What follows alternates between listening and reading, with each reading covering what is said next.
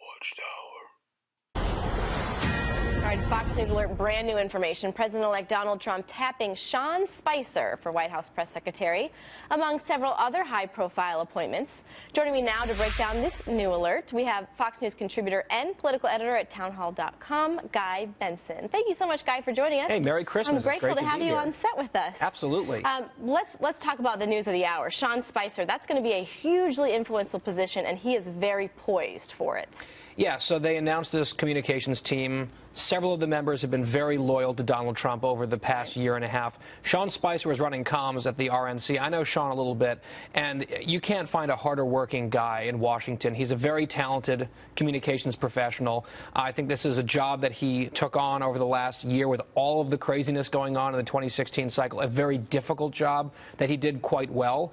And so I think he really earned himself this position, and I think it's a good pick. I want to talk to you about a few other picks that are relatively fresh, considering a 24-hour news cycle. Kellyanne Conway, counselor to the president, and then I do want to get to Corey Lewandowski, who's going to be opening up a lobbying firm. But when I talk about Kellyanne Conway, it's not a cabinet position, but it's still hugely influential. Oh, yeah. She'll right? have a lot of influence. And look, this is a position that she's earned. And I think we got the sense that if she wanted a role in this administration, a significant one, she was going to get it. And clearly she did want it because now she's landed it. And I did enjoy this morning on Fox Business, she was asked, well, you know, you're a mother of 4. This is a lot of responsibility. Can you make it work? And her answer was, well, I don't play golf and I don't have a mistress, so that gives me a lot more time than a lot of the men in D.C. And I was like, ooh, that is salty. I love it. Everyone will stop in their tracks at that one. But look, she clearly came on at a pivotal moment in the Trump campaign where the thing really could have gone to the dumpster, and she pulled it back on track and deserves an immense amount of credit for the fact that Donald Trump is not a has-been. He's the president-elect. Absolutely, absolutely. I want to talk about Corey Lewandowski. We've heard so much talk about this drain the swamp. We've heard it initially on the campaign trail, and then we heard former House Speaker Newt Gingrich say, well, you know, I'm not sure if we're going to use that. That's just a cute phrase. And then we heard Corey Lewandowski mention it this morning on Fox and Friends. Take a listen. I want to get your reaction.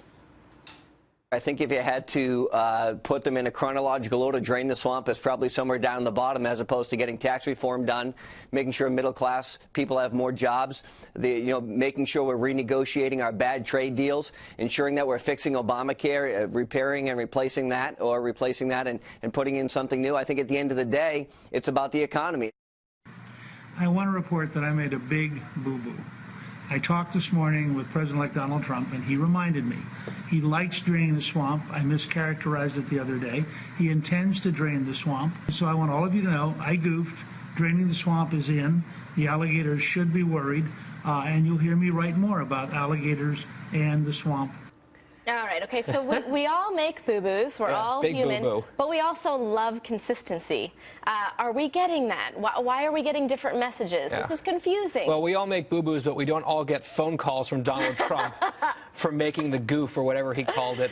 And I think to see Newt and then Lewandowski sort of consecutively suggest that drain the swamp maybe was overblown, isn't a priority. I think Trump wanted to get out in front of that and say, hey, guys, you're over your skis.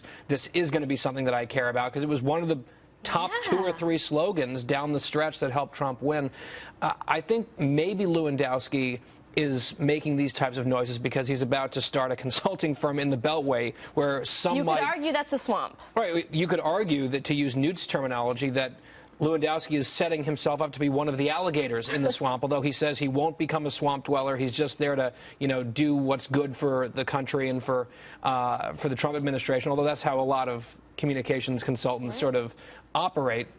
So, I mean, it's fine. I think that I'm curious why they both came out and said this. Was there a particular impetus for the backing away from the slogan and then the reversal? And are we going to get a reversal from Lewandowski the way that we just saw a sort of sheepish-looking Newt Gingrich? Yeah, wouldn't you like to be a fly on the wall for that conversation when you did get that phone call from Donald Trump? To hear so many of those conversations I think would be interesting to overhear. Guy Benson, we love having you on. Thank you so much for joining us. My pleasure. Appreciate it.